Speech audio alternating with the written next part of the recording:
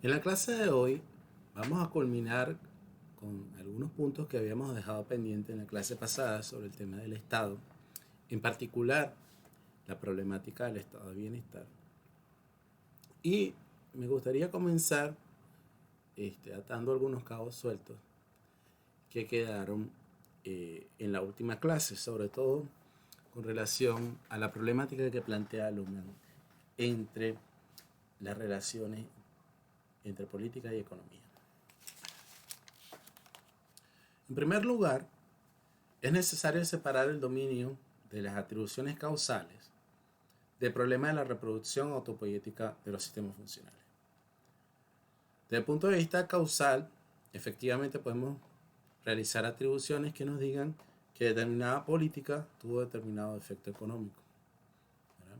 Desde el punto de vista causal, desde el punto de vista de la acción, que es la observación de primer orden en la que operan los sistemas se describen a sí mismos como capaces de transformar a su entorno, de perseguir metas, de lograr efectos. Pero nosotros, desde la sociología lumaniana, estamos observando el problema desde el punto de vista del segundo orden. Es decir, estamos observando observadores, cómo observan los observadores. Y estamos concentrándonos concretamente en el problema de la reproducción autopoética de los sistemas funcionales. De modo que cuando nosotros nos planteamos el problema de la relación entre dos sistemas funcionales, ¿verdad? Lo primero que tenemos que tener en cuenta es si existe un acoplamiento estructural entre estos dos sistemas. En efecto, existe un acoplamiento estructural entre el sistema político y el sistema económico. Un acoplamiento estructural es una adquisición evolutiva que hace que dos sistemas, o que hace, mejor dicho, que un sistema sea particularmente sensible frente a determinada región de su entorno.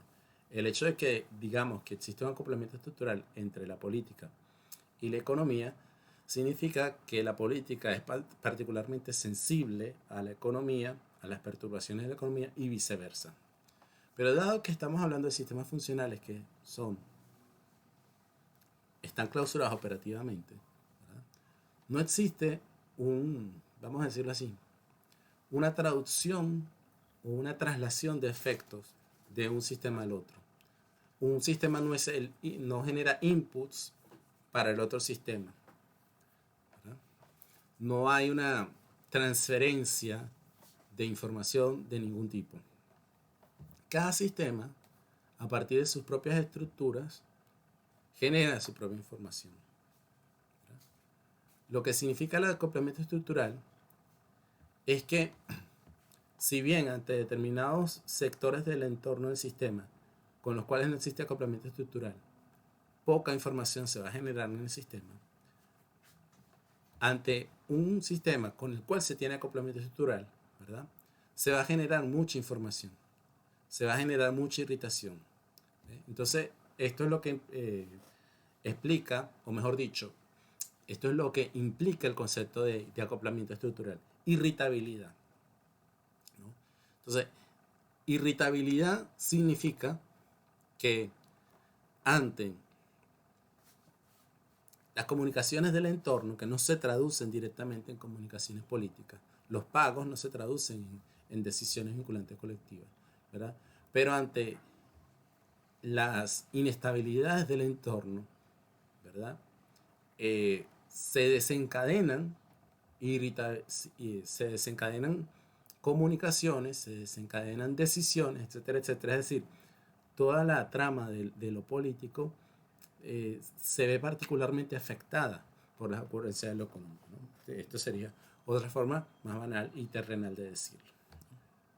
Entonces, eh, el acoplamiento estructural es un concepto importante porque nos habla de una perspectiva en la cual tenemos que explicar la relación entre las cosas prescindiendo de atribuciones causales, ¿no?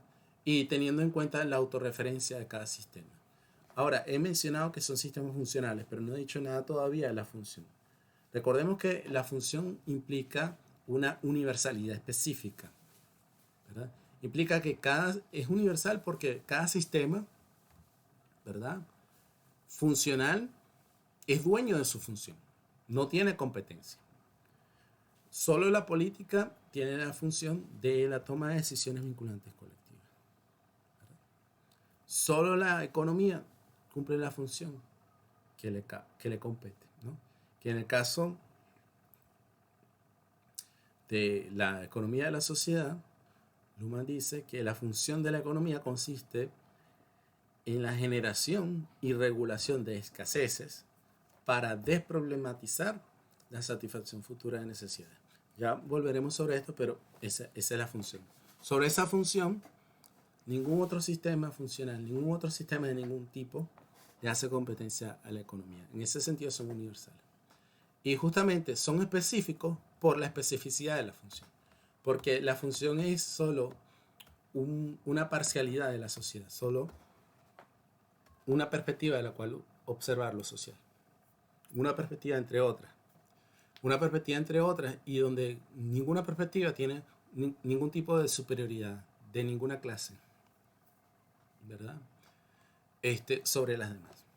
Entonces, por eso, cuando hablamos de una diferencia, de una sociedad funcionalmente diferenciada, hablamos de una sociedad acéntrica, ¿no? O podemos verlo también desde otro punto de vista, policéntrica. Pues también podría verse así, ¿no? Dependiendo de cómo lo querramos considerar. ¿Bien? Entonces, desde el punto de vista de la función, ¿verdad? Los sistemas funcionales se relacionan, primero, como ya lo habíamos dicho, a partir de acoplamientos estructurales, donde hay una relación de selectividades, de sensibilidades, de irritabilidades. Pero también, desde otro punto de vista, los sistemas se relacionan entre sí a través de lo que Luhmann llama prestación, ¿verdad? La prestación es el punto de vista desde el cual observamos cómo la satisfacción de una función, ¿verdad?, es condición de posibilidad para el cumplimiento o la satisfacción de otras funciones en otros dominios funcionales. Entonces, cada sistema, al realizar su función, cada sistema funcional, realiza una prestación para la sociedad en conjunto y para los sistemas sociales en particular, para el resto de los sistemas funcionales, disculpen, en particular. Entonces, desde el punto de vista de la prestación, la toma de decisiones vinculantes colectivas, como lo hemos mencionado en otros contextos, en clases pasadas, descarga de complejidad a otros sistemas funcionales y se convierte en condición de posibilidad de la adquisición de complejidad en otros dominios. Ya lo había señalado Luhmann, el hecho de tener la pretensión de simbolizar la violencia, el hecho de tener la pretensión de monopolizar la violencia y de simbolizar ese monopolio de la violencia, sin que ello signifique un monopolio fáctico de la violencia, pues permite, desde el punto de vista comunicativo, ¿verdad?, el incremento de la complejidad en otros dominios sociales que han dado lugar evolutivamente a otros sistemas funcionales. ¿Bien? Entonces, una vez que tenemos claro que estamos hablando en este nivel de observación de segundo orden, ¿verdad?, podemos profundizar en las implicaciones que esto tiene. Implicaciones para lo práctico, implicaciones para nuestra cotidianidad, por decirlo así, para nuestra comprensión cotidiana de la relación entre economía y política. ¿Bien? Por una parte, tenemos que decir que cada sistema funcional tiene un modo de operar, ¿verdad? Hay una operación típica que significa la ejecución de su autopoiesis, que en cada instante representa la unidad del sistema. Esa operación esencial en la política es la toma de decisiones vinculantes colectivas. Y en la economía es la ejecución de pago. Entonces, cada sistema tiene su tipo de operación fundamental, ¿ya? Que conforman pues su autopoiesis. Cada sistema a su vez tiene esas estructuras que facilitan, le brindan capacidad de enlace a sus comunicaciones, a su tipo de comunicación particular. Por ejemplo, en la economía podríamos pensar en estructuras económicas como todas aquellas diferencias observadas en términos de precio que condicionan la transferencia de la propiedad de bienes y servicios, ¿no? Que hacen posible pues, la ejecución de pago. En economía, todas las estructuras, ¿verdad? Económicas, de alguna forma,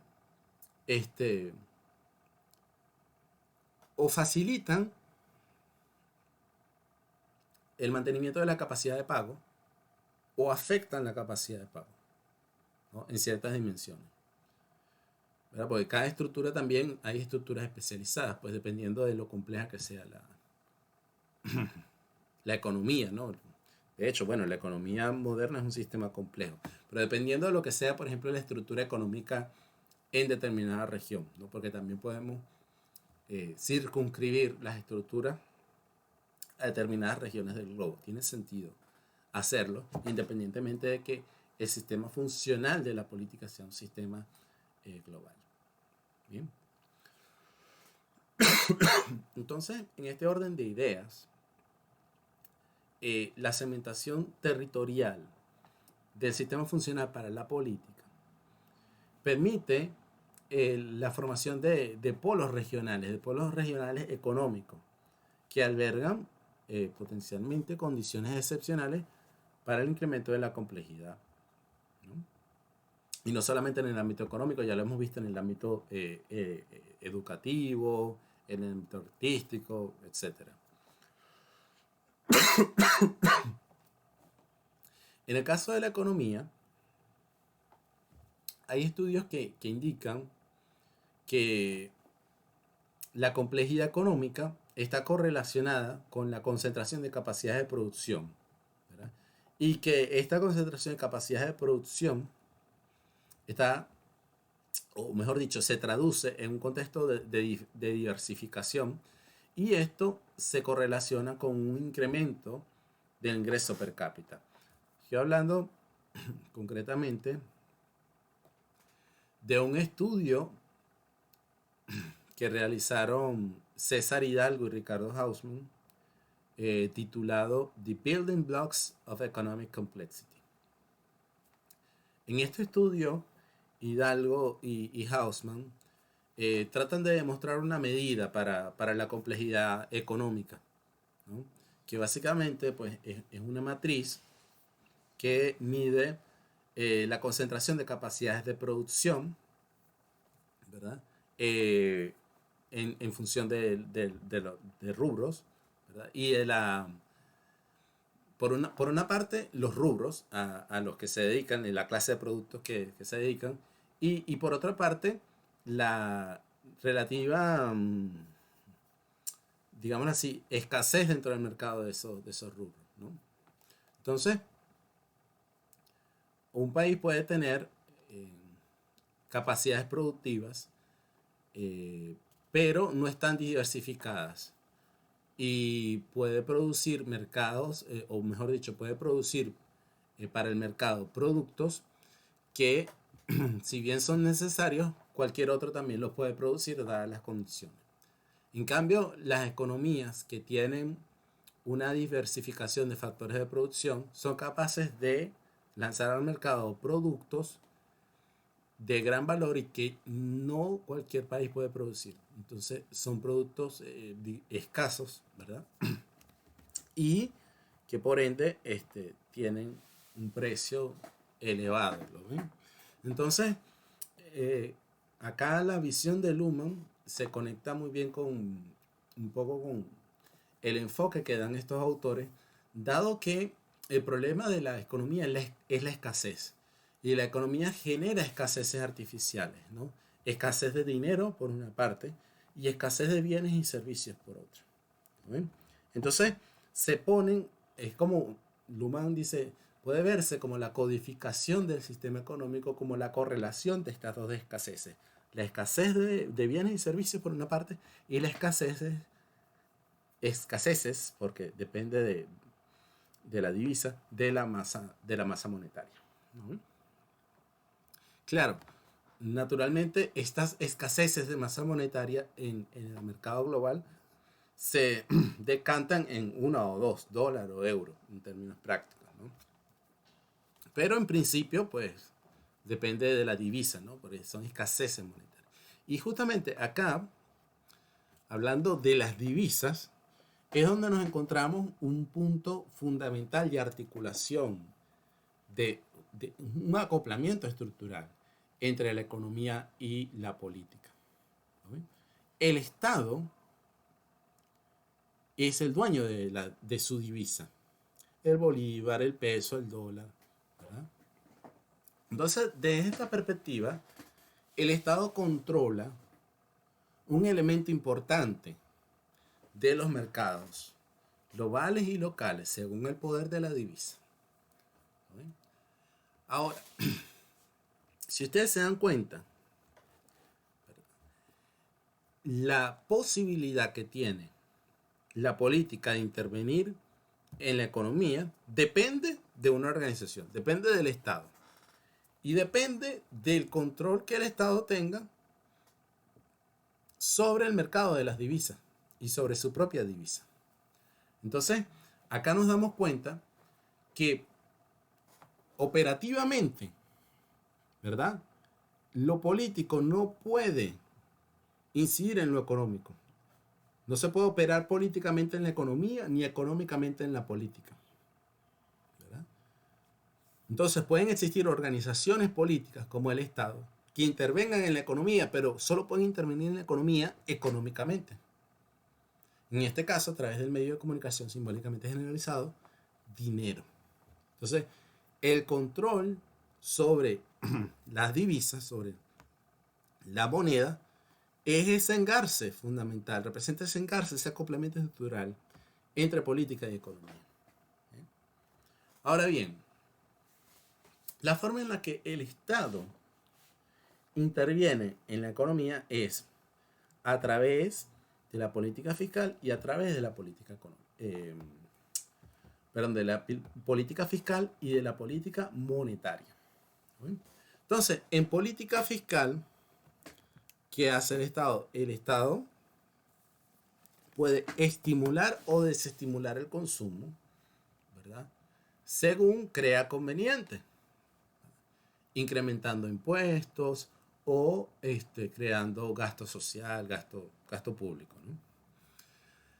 Por otra parte, también tiene la herramienta de la política monetaria. Puede encarecer, puede devaluar su moneda, ¿eh? Puede subir los tipos de interés, puede bajar los tipos de interés.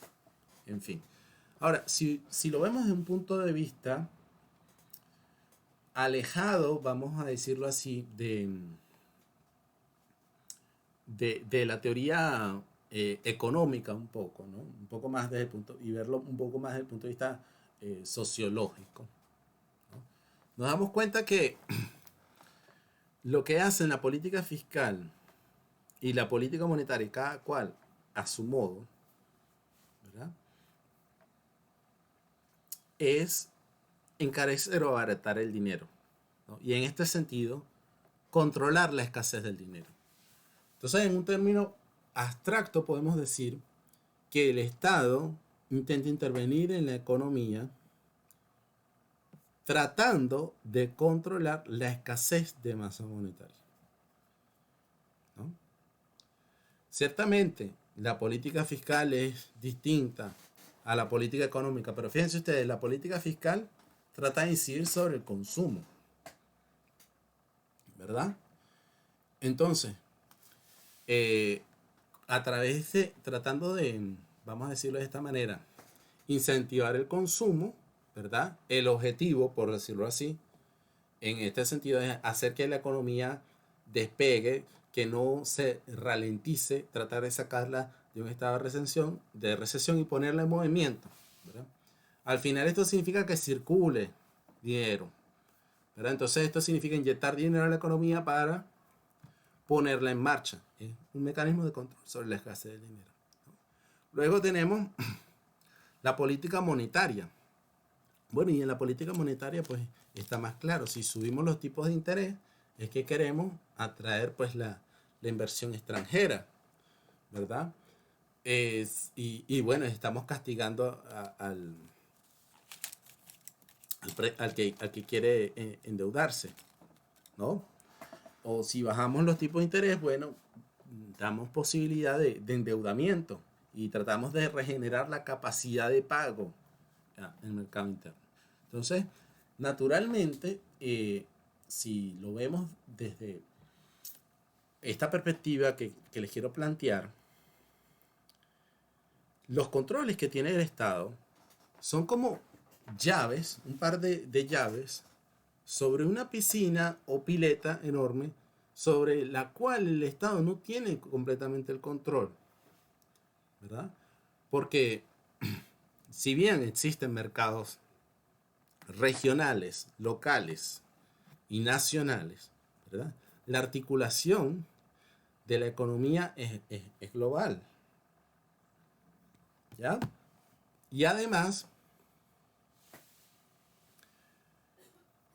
¿en qué medida afectan estas políticas, la fiscal y monetaria, a aquel elemento que acabamos de señalar, la diversificación de,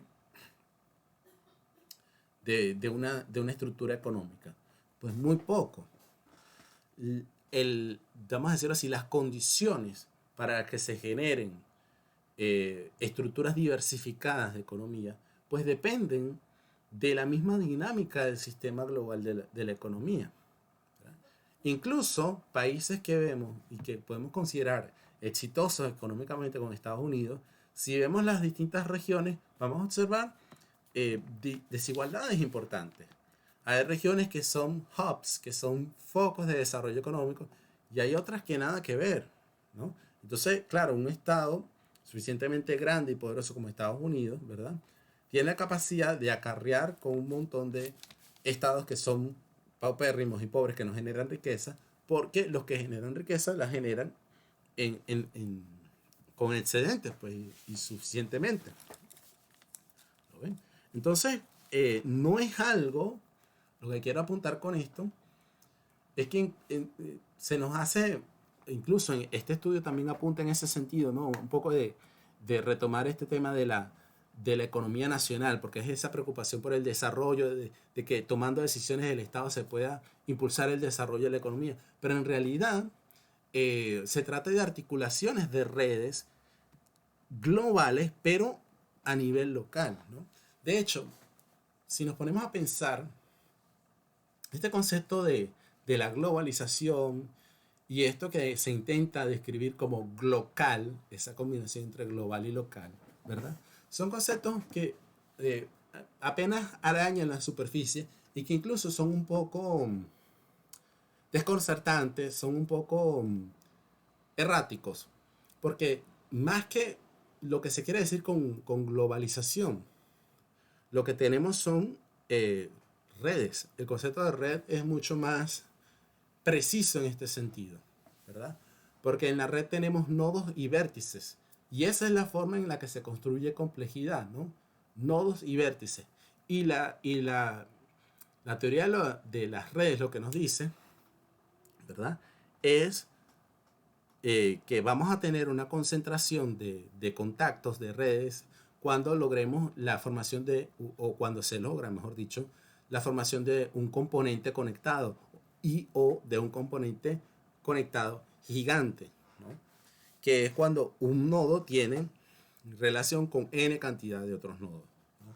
No vamos a entrar acá a discutir teoría de redes, pero sí vale la pena señalar que desde esta perspectiva la teoría de redes es mucho más precisa en señalar lo que está ocurriendo, ¿no? Entonces, la posibilidad del desarrollo de un hub, ¿verdad?, diversificado, pues tiene que ver con que en determinado nodo esté conectado con distintos otros nodos. y sea un factor importante en la relación entre esos nodos. ¿Lo ven? Entonces, por lo general, la política fiscal y la política monetaria no pasan de largo sobre estos problemas. Y además, las políticas de desarrollo del Estado, ¿qué elementos utilizan para tratar de impulsar el desarrollo? Básicamente la legislación. Entonces, con la legislación, lo que se tiene es una, vamos a decirlo de esta manera, un control sobre los incentivos, ¿no? Un control relativo. Entonces, tú con las leyes intentas jugar a los incentivos. Pero ¿qué ocurre? Si tu marco legal, ¿verdad?, es ambiguo, si tu marco legal tiene baches, no es coherente, es inconsistente por acá y por allá, o hay elementos que están bien regulados y otros sobre lo que no existe regulación alguna. Esto me refiero con la existencia de baches. Entonces no va a ser efectivo para generar una estructura de incentivos, ¿no? Además que para que la ley, ¿verdad?, genere efectivamente incentivos económicos, tiene que traducirse en sanciones de tipo positivo, ¿verdad? En sanciones que impliquen un costo pecuniario, ¿verdad? De nuevo, si no existe un sistema jurídico que efectivamente ponga en vigor esta estructura de incentivos, pues es letra muerta todo. ¿Lo ven? Entonces, lo que termina ocurriendo es que esas políticas de desarrollo, ¿verdad?, acaban convirtiéndose en mercancía para la construcción de redes de lealtad dentro del marco de la política. Entonces, lo que ocurre es que el Estado paga y se da el vuelto.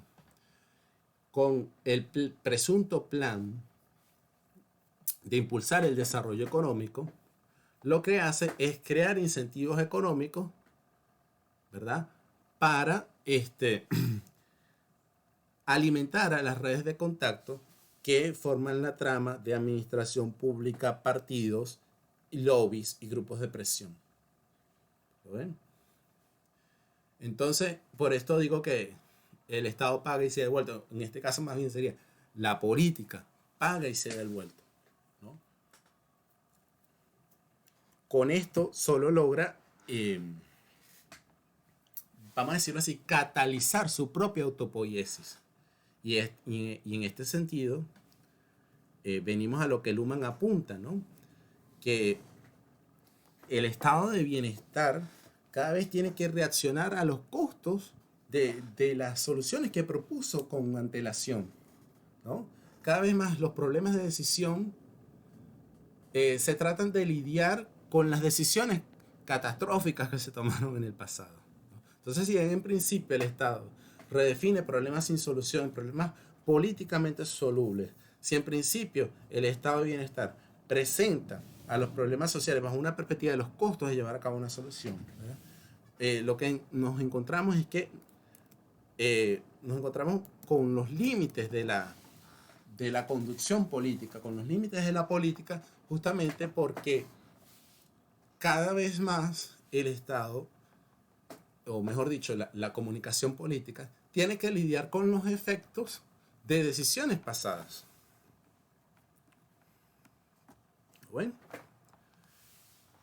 entonces, desde esta perspectiva, una de las cosas que tenemos que contemplar también desde el punto de vista de la reproducción autopoética de lo político es cómo la comunicación política lidia pues con el fracaso de la decisión política, como la comunicación política lidia con el fracaso de las políticas de desarrollo. Entonces, el Estado, o mejor dicho, perdón, el sistema político responde a las catástrofes de las decisiones previas, pues naturalmente recorriendo a su propia estructura, a su complejidad interna, a su diferenciación interna. Entonces habíamos dicho, siguiendo la lectura de Luhmann, tanto en el capítulo correspondiente en la política de la sociedad, como en el artículo Las metamorfosis del Estado, repito, siguiendo a Luhmann en esta evolución de autodescripciones del Estado, Estado territorial, Estado constitucional, etcétera, ¿no? Uno de esos elementos fundamentales en el Estado constitucional es la diferenciación entre Estado y partido, ¿no? Entonces, el sistema político va a recurrir a su propia complejidad interna y va a utilizar esas diferencias como punto de referencia para poder realizar atribuciones.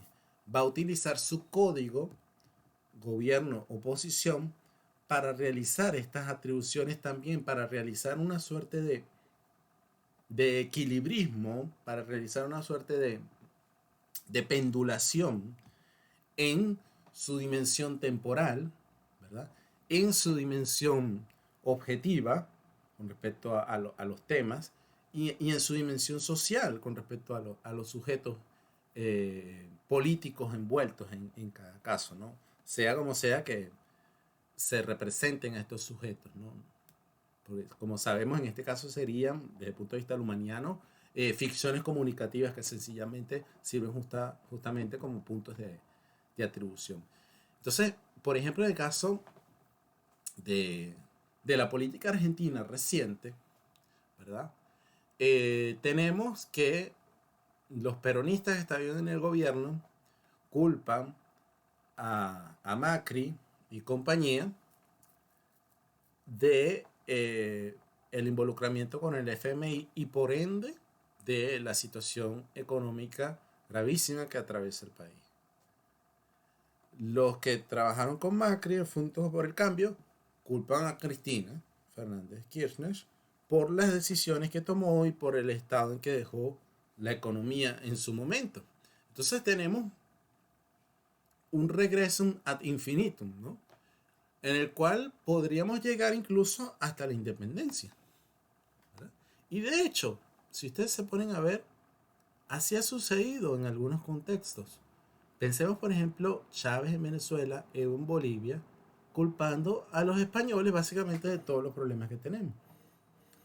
Bueno, entonces la propia estructura del sistema crea un espacio para la construcción de narrativas, un espacio para la construcción de atribuciones, y esa diferencia gobierno, oposición, enmarcada dentro del contexto de la existencia de partidos políticos, permite, ¿verdad?, gestionar la culpa internamente, tener un culpable siempre, ¿no?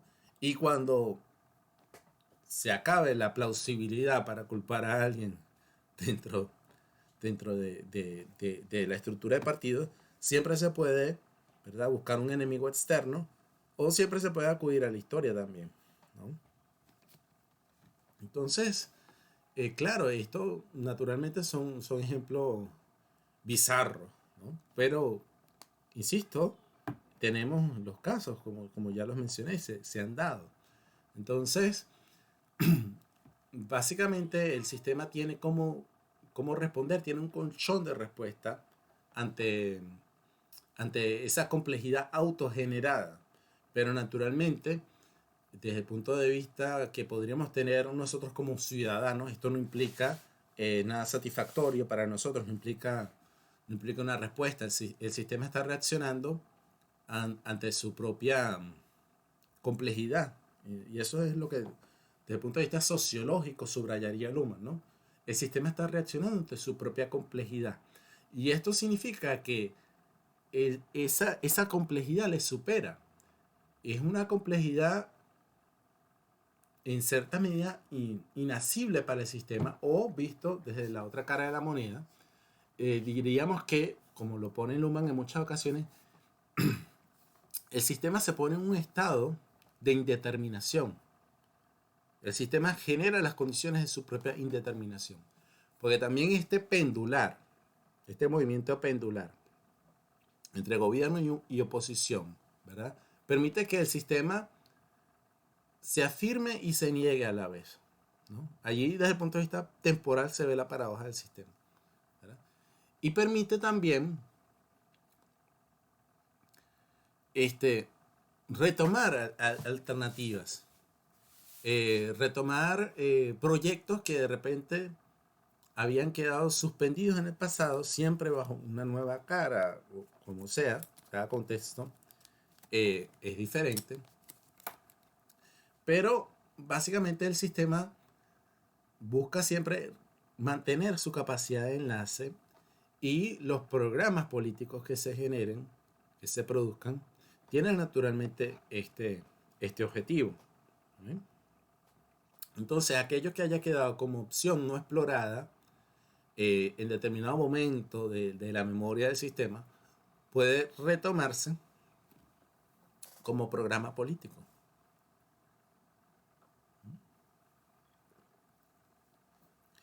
Entonces, ¿qué quiero subrayar con esto? Que justamente ante las inestabilidades que en el entorno produce el sistema económico, el sistema político reacciona políticamente. Y lo mismo vale para la economía. Ante las inestabilidades que genera la política, ¿verdad? Inestabilidades, por ejemplo, desde el punto de vista de crisis de gobierno, crisis de gobernabilidad, de golpes de Estado, etcétera, etcétera, o de un ambiente sumamente invasivo desde lo jurídico, con gran cantidad de regulaciones que estorben la producción, etcétera, etcétera. El sistema económico pues va a reaccionar económicamente. Por un lado, va a buscar aquellos elementos o aquellos incentivos de mayor rentabilidad, ¿no? Y no en balde, mayores regulaciones terminan de una u otra manera apalancando el mercado negro, apalancando la economía en negro, ¿no? Que economía en negro es economía, solo que es aquella que está fuera del marco de regulación del Estado, pero es economía, ¿no? La economía en sí no es ni negra ni blanca, ¿no? Economía en negro, mercado negro, es una determinación política, una forma política de observar la economía. Pero la economía en sí misma solo depende de la reproducción autopoética de lo económico, y esto es la reproducción de pagos, la realización de pagos, ¿no?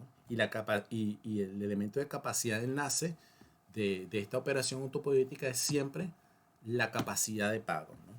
Y las condiciones que en el sistema estén dadas para que se tenga credibilidad, ¿no? Y esta credibilidad, justamente, esta capacidad de endeudamiento,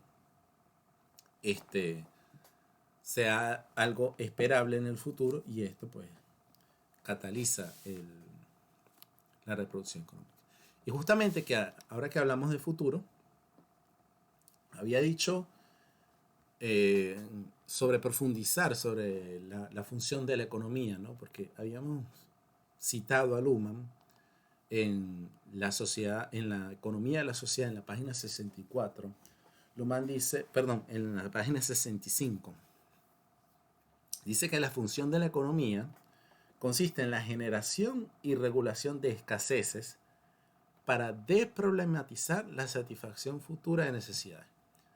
Si nos recordamos en la sociedad de la sociedad, cuando hablamos de medios de comunicación simbólicamente generalizados y hablamos del caso del dinero, justamente el problema de la economía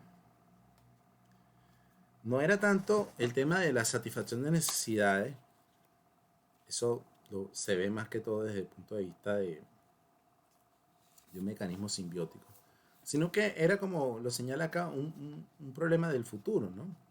Es decir, cómo yo concilio el hecho de que en el presente existan personas que puedan tener más de lo que necesitan para satisfacer sus necesidades concretas en el presente, ¿no?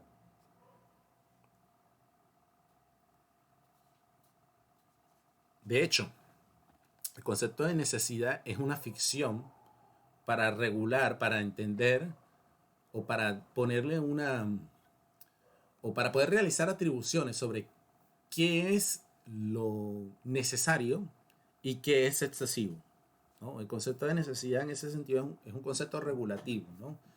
Porque pone un límite. ¿Qué es lo necesario para subsistir o lo que sea? Y qué es excesivo. ¿Qué se puede considerar como algo base? ¿Qué se puede considerar como excesivo? ¿Ven? Entonces, en este orden de ideas, justamente se regula este, este problema, ¿no? La satisfacción, perdón, no la satisfacción, sino, sí, la satisfacción futura de necesidades, ¿no? En el presente. Es decir, es un problema de futuros presentes. ¿Ya? En la sociedad de la sociedad vemos cómo Luhmann atribuye o ubica el dinero en cuanto a la constelación de atribuciones se refiere en la relación de vivencias con acciones. Vivencias con acciones. Y en cuanto al problema de referencia, ¿verdad? Lo define como cuando el que actúa con referencia a bienes escasos, ¿verdad? Y el que experimenta, ¿verdad? Tiene un interés en hacerse también con esos bienes escasos. Entonces, cómo se regula ese problema de intereses encontrados? De que alguien se está haciendo de bienes que tú vas a necesitar también en el futuro. Entonces, el medio de comunicación simbólicamente generalizado, dinero, pues hace aceptable justamente que alguien empleando ese medio pueda hacerse con bienes que otro necesita también para asegurarse su provisión futura. Entonces es un problema de presente futuro también, como lo describimos hace algunos segundos y como lo refiere concretamente Luhmann. ¿Ya? Entonces, claro, de nuevo, las condiciones para que la economía se reproduzca autopoyéticamente, ¿verdad? Dependen de las estructuras económicas. El Estado puede intervenir a través de la regulación de la escasez del dinero. Pero si nos fijamos hoy en día con el papel de las criptomonedas y de mecanismos que potencialmente podrían crear un sistema bancario descentralizado y distribuido como lo es el blockchain, nos damos cuenta que se trata de una dimensión, por una parte muy riesgosa, como son todas las innovaciones en el ámbito económico, pero por otra parte que tiene la potencialidad de hacer aún más, digámoslo así, crítica, ese control que la economía tenía sobre un elemento, perdón, ese control que el Estado tenía sobre un elemento tan importante para, para la economía como es la moneda, ¿no? Con las criptomonedas ya el Estado no tiene un monopolio sobre la moneda. Un monopolio que históricamente fue algo difícil de alcanzar también, porque en muchas ocasiones, sobre todo en los periodos incipientes de formación estatal, circulaban diferentes monedas por ejemplo, durante el periodo de independencia en Venezuela o en otros lugares, ¿no? Circulaban distintas monedas, dólares, etcétera, etcétera. La imposición de una moneda nacional fue uno de esos elementos que, junto con el monopolio de la violencia estatal, acompañó y han acompañado los procesos de estatización, de formación del Estado Nacional. Pero hoy en día vemos también como había señalado antes Luhmann en el caso de la etnicidad, también desde el punto de vista de la moneda, las criptomonedas, pues están poniendo en jaque esa autodescripción del Estado Nacional, ¿no? Fíjense, bueno, y de forma muy interesante, en la campaña que se está realizando hoy en día, la campaña presidencial en Argentina, uno de los candidatos, Massa, pues habla de la moneda justamente también en ese sentido nostálgico, si se quiere, ¿no? Como un elemento de la identidad nacional, ¿no? Y bueno, o sea, nada más en contra de los tiempos que estamos viviendo, ¿no? Es un acto del pasado, ese tipo de discursos. Y es peligroso porque crea expectativas pues que no tienen asidero, en la realidad no tienen asidero en, en la sociedad que estamos viviendo, ¿no? Pero bueno, el discurso político también vive de eso, vive de ilusiones, vive de nostalgias y no hay que despreciar el poder que tiene la nostalgia en la comunicación política, ¿no? Así como el poder que tienen los mitos. Bien.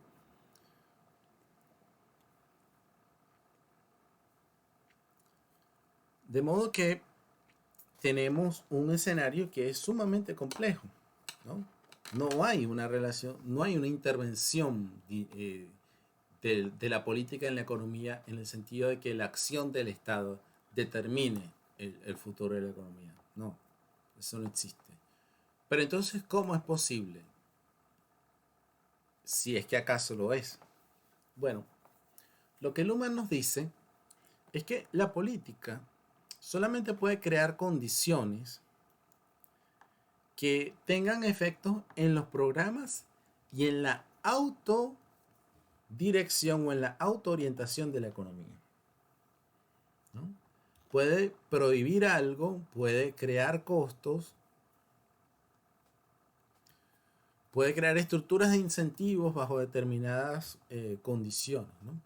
Entonces, es algo mucho más complejo de lo que entendemos como la intervención, de lo que entendemos del rol del Estado en la economía hoy en día, ¿no? Es algo mucho más limitado, mucho más modesto, ¿no? Y claro, en cierto sentido, puede verse dentro de el ideario liberal, si se quiere, pero de nuevo, mucho más modesto, ¿no?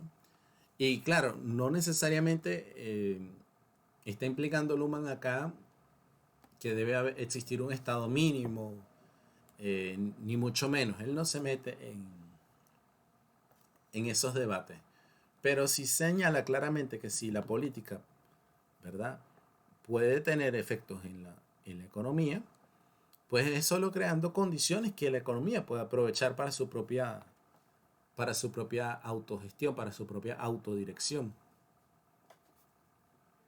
¿ya? Y de nuevo, acá el problema es que si el Estado como organización se mueve en términos de objetivos, esto más bien pinta como algo que difícilmente se puede planificar y que difícilmente se puede medir en términos de, sí, se puede medir, bueno, si se tuvo éxito o no. Y estas son cosas que necesita la política. Necesita, aunque sea crearse la ficción de que se puede planificar, de que se puede medir si se tuvo éxito o no, de que se puede presentar éxitos en las campañas electorales, es decir, de que se pueden describir procesos como procesos de transformación exitosa que se pueden atribuir a determinada gestión, ¿no? Esos esquemas de atribución son fundamentales para la comunicación política. E independientemente de la complejidad que tenga la relación de la economía con la política y viceversa, el sistema político va a seguir generando estas simplificaciones. Y lo importante a tener en cuenta es eso, que nunca van a dejar de ser simplificaciones, e incluso muchas veces, más allá de simplificaciones, construcciones completamente que no tienen asidero pues, en la realidad económica. ¿Ya? Porque de nuevo, lo que está sobre el tapete acá es la reproducción autopoética del sistema político. Entonces, espero que con estas reflexiones que hemos realizado hasta acá, pues haya podido atar esos cabos sueltos que pudieron haber quedado en la exposición pasada, donde pues tuve que abordar estos temas con celeridad dado el tiempo que quedaba. Y que además estas reflexiones nos sirvan también para profundizar en la sociología lumaniana y en cómo ésta nos puede ayudar a comprender los problemas del presente. Será hasta otra ocasión.